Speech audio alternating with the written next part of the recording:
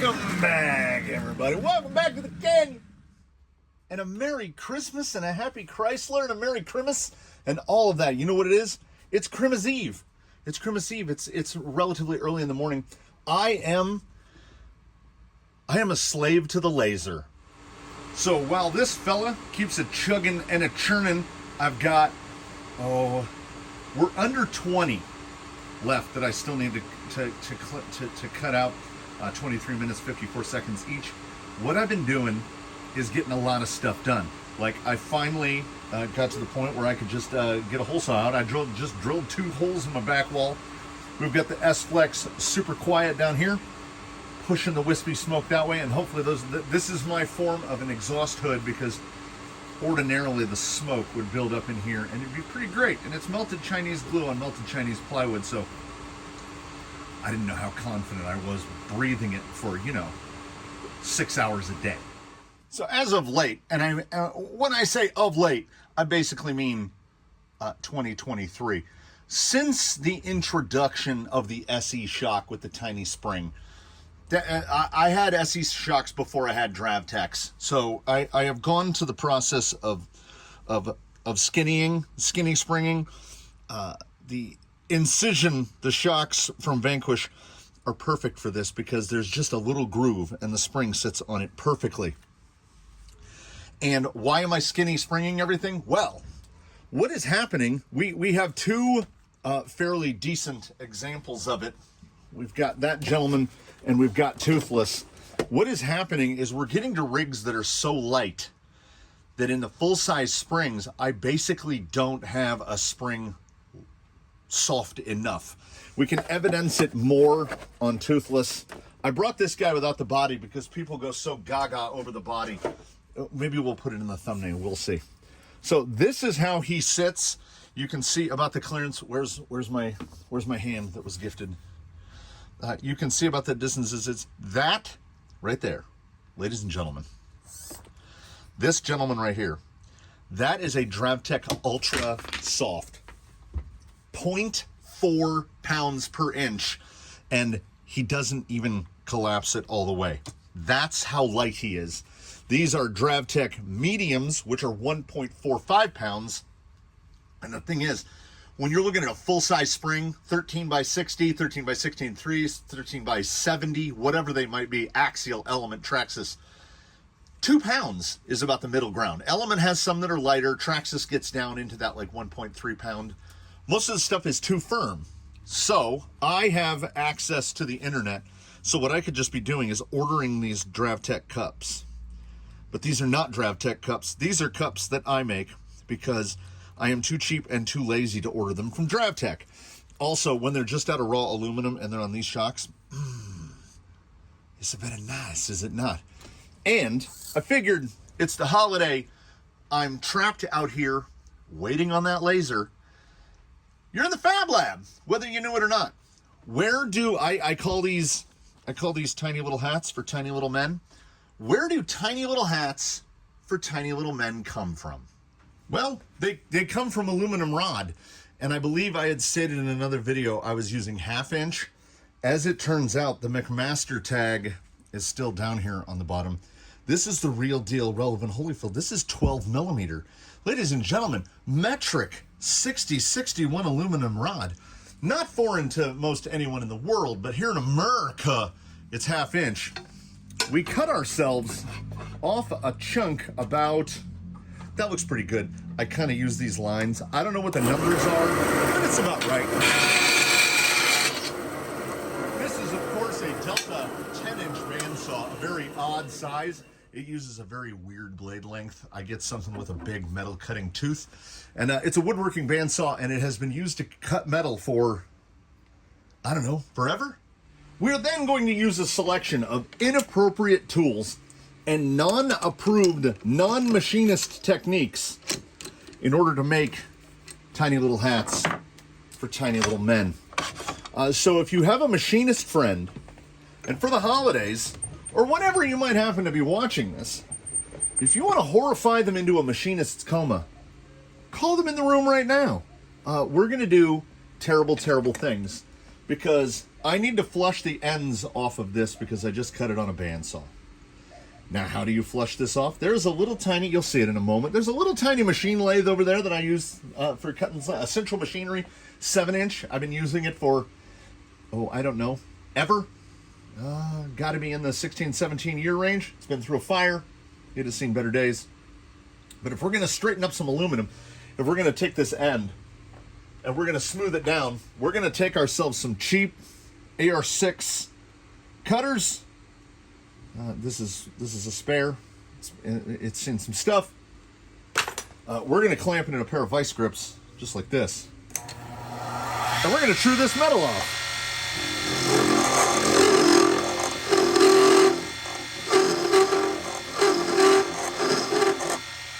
Because, I mean, why wouldn't we?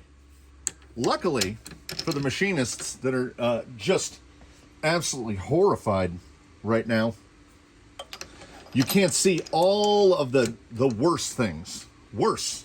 All of the worst things that I ordinarily do.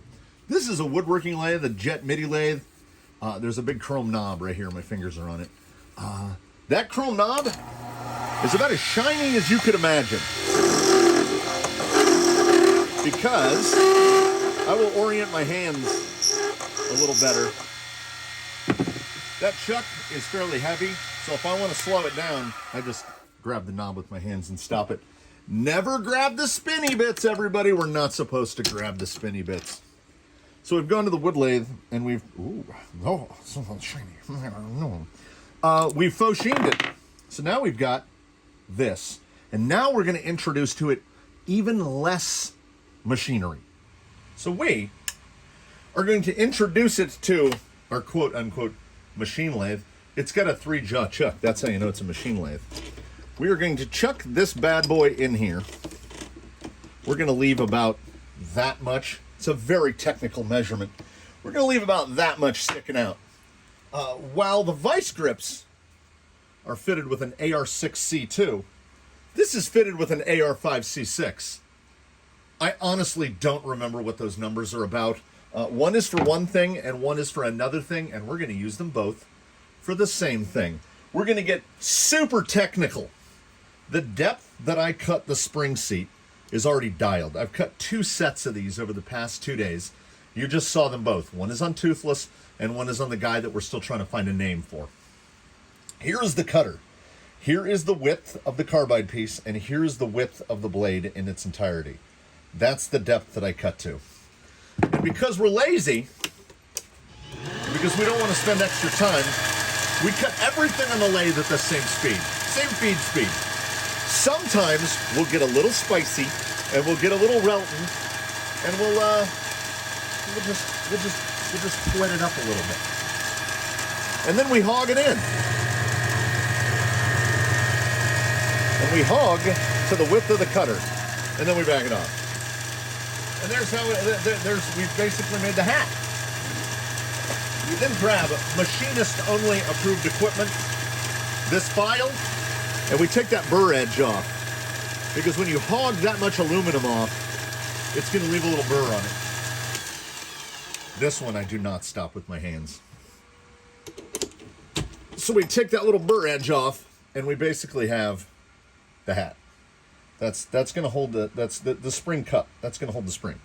And while we're at it, we're going to make a pair. Like I said, about that much. It's about how much we leave out. We fire it up. You haven't gotten to see me pull aluminum shards off of this with my bare hands. And if any get clogged up around the workpiece, I probably will. I don't worry about feed speed. I don't worry about nothing. Oh, trust me on this. It's going to get less technical as we go along. Clean that burr off. And now, like if I were cranking, if I were making 5-6 sets of these, I would have cut myself 2 pieces of aluminum about this long. That way I can do 4 at a time. Because now we go into the next step where we do more things, but we're going to do it on a wood lathe because we're fake machinists. We're faux machinists. All right, once again, gather your machinists and hold them tight because we're going to make the brim of the hat. And we do this. Make sure that they're sitting down. You're going to take a cheap caliper from Amazon. This caliper is set to 2 millimeters.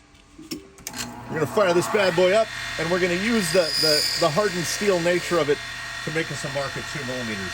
Do you see how precise that was? Then we are going to take a parting tool for a machine lathe, a high-speed parting tool that has been inadequately sharpened many, many times. And we're going to give ourselves a little groove here. Move the rest in a little bit. Well, we got to get our fingers as close to the chuck as possible. And that's all we're going to do. We're going to cut a little notch in there, because if we're going to part that off, we're certainly not going to use a semi-proper tool. No, we're going to use a hacksaw with a big bimetal blade. That groove is just our guide.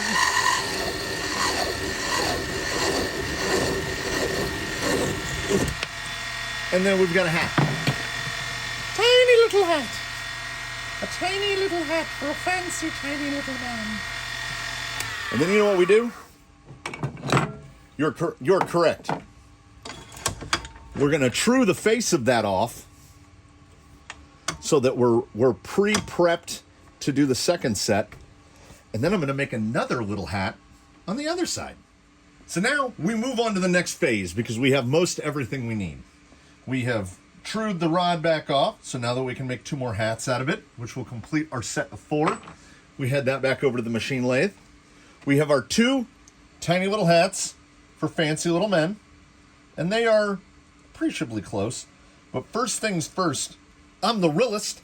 We have got to true those ends off so that they look semi-respectable. Now, how I am going to maneuver around the camera to do this, I don't know. This is a lot faster when I don't have to, film it. Same tool, same fool. He's got what he needs. First and foremost of which is probably a general disregard for personal safety. We'll true it off. It ain't got to be perfect. We'll put a little boop. It's really important that, you don't want to go too deep, but boop, need a little boop off the edge. We are going to take ourselves, I don't know what size this is. It could be 1/4 inch. It could be 7 millimeter. It's a carbide end mill. And this, ladies and gentlemen, this is where stuff gets really, really specific. This particular set is going on TRX4 shocks, so we're going to have to do a little more work. The TRX4 rod end is a little bigger around than this cutter. I don't have a cutter that's the correct size, nor am I going to order one. So what I will do instead is we get it in tight. You see this jiggle? You see this? Does that show up? We pull it this way. We lock this down. I am going to turn the tailstock. So I'm over here working over on this guy. We had to zoom way out. I'm going to go to where we're getting cut. So now we've got a little aluminum coming off, a little bit of the sauce. You hear the noise quiet down. So right now there's a knob here that's at the top. I want to see fly off. Okay, we're straight down. This is straight down right here. So we're going to go 1, 2, 3, 4, and 5. I don't know how much that is. I don't know what that measurement is.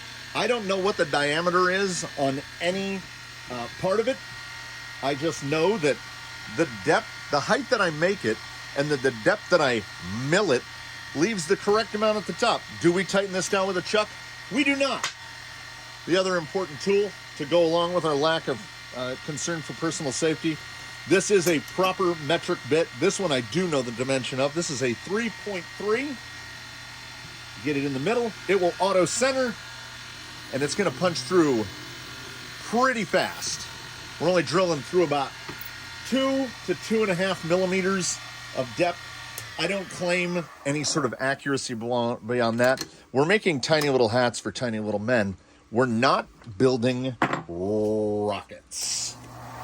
We'll hit it with a little 400 grit. Again, try to get your fingers as close to the chuck as possible. And once you've voila'd that, you pop this off. You see if it punched out on the back. Boop. No, it did not. And that is a tiny little hat for a tiny little man. Then what do? Well, obviously, you make 3 more. And thus, the beauty of tiny little hats for tiny little men. And the real beauty of fake machining is, you know what those are? They are close enough. Is the bottom lip... Actually, those are really close. Those look like I know what I'm doing. There we go. We got a fat and a skinny right there. We're talking a millimeter. The depths are all close enough. That between 2 and 3 millimeters, I'm not really concerned about it. Those also. This pair looks particularly close. What I would do, were I concerned, is I would take this guy back to the lathe and just turn a little bit off of his bottom. Just for cosmetics. It's not going to make a difference. Like I say, I use the TRX4 bottoms, and they fit up quite nice right in there. And that's what we do. And I had mentioned that this set is going on a set of TRX4 shocks. The problem there being, drop tech springs, please. We will use an Element SE Blue, as I have a bajillion of them and nothing to use them for. If you just put this on here, we got wibbly wobbly. It's bad. It's bad business. It's bad business. But this is not bad business. We have a way to fix that. And our way of fixing that is we grab our bin of shock stuff. We grab our shock stuff bin. And we have the caps for, these are GTS bottom caps. The beauty of the GTS bottom cap is, here is a proper, this is an SE bottom cap, which has the little lip that the spring goes on. Nice. It's like $14 for a set of those from Element, and I'm not opposed to that. But then what happens is basically you end up with what you have here. The bottoms, the adjusting collars. I use up all of these. I've lost one, so I have 3 of them in here. We end up with all these extra bits, and we're never going to use any of those extra bits. So instead, we're going to go over here to the TRX4 side. We're not going to pay attention to whether they're new or old, used or whatever. 2, 3, 4. I think we have 3 new ones and 1 used one. And we're going to go back over to the machine. When we get back to the machine lathe, we are going to take one of Baseline's original shock bodies. I had dyed a set black, and these had already been used, and getting all the oil out so that you can re-dye them is pointless. So I just turn the lip off so that we can clamp it down on the plastic threads, which we don't care about, and clamp it into the lathe. We have the fortunate occurrence of a TRX4 cap and an Element bottom cap having the exact same threads. The difference between the two being that the Element cap threads farther onto the Element. So you can use an Element cap on a TRX4 shock, but I would advise against using a TRX4 cap on an Element shock. Now, we already have this cutter set to the depth. So we're just going to go kiss. And there it is. It's not super clean. And what we usually do is, again, sometimes you can get away with sandpaper. Sometimes they use a file. It all depends. We'll just clean that off a little. Because what we have is lots of these. And they cost nothing.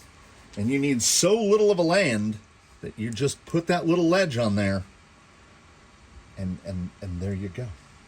Doesn't compromise the integrity of it at all, because we're staying in the spot that the taper is at, and they basically just clip on. Well, I had it clipped on before. There we go.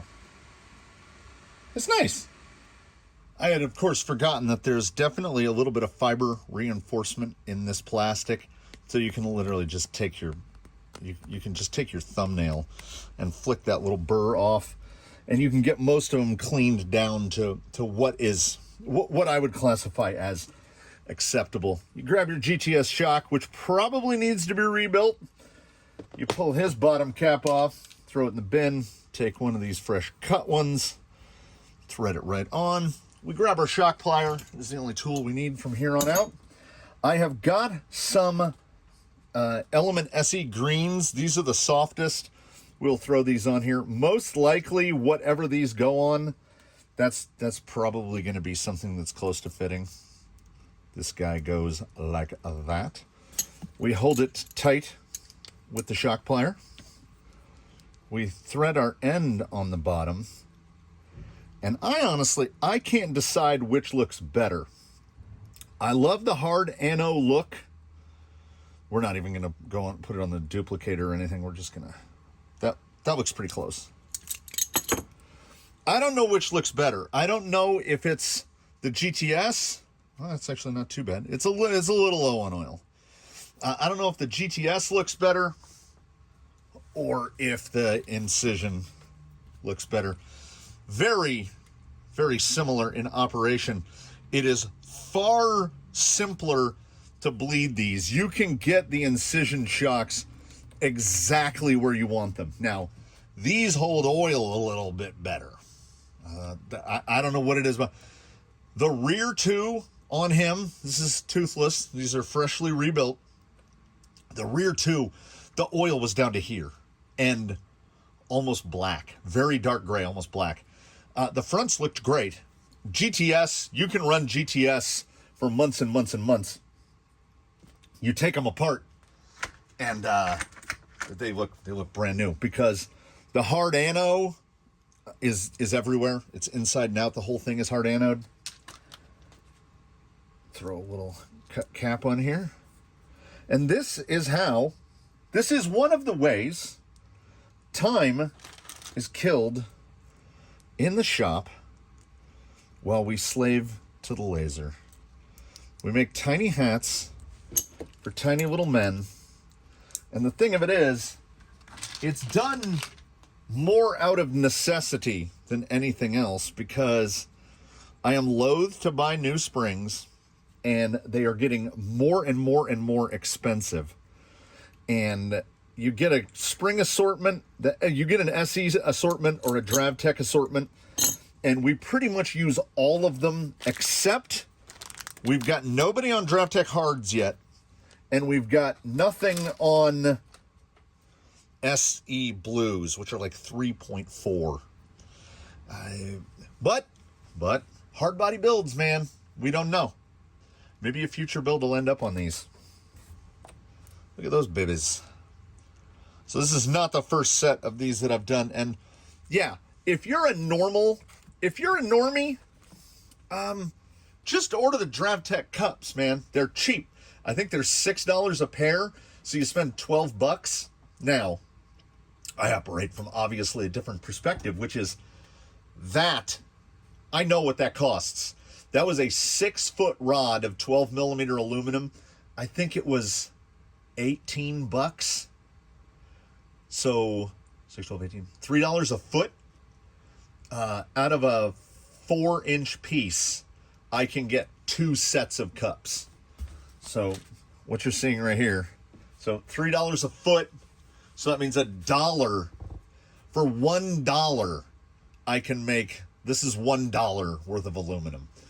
And that's why I do these things. So all you need is a bandsaw, an aluminum rod, and some lathes and some machine equipment. And I'm sure, I'm 100% sure that machinists, people who actually know what they're doing, they have a better way to do this, or a quicker way to do this, or a more sane way to do this. But this is that shade tree stuff, you know? Not even self-taught. Just untaught. We do it, and if it works, we do it again.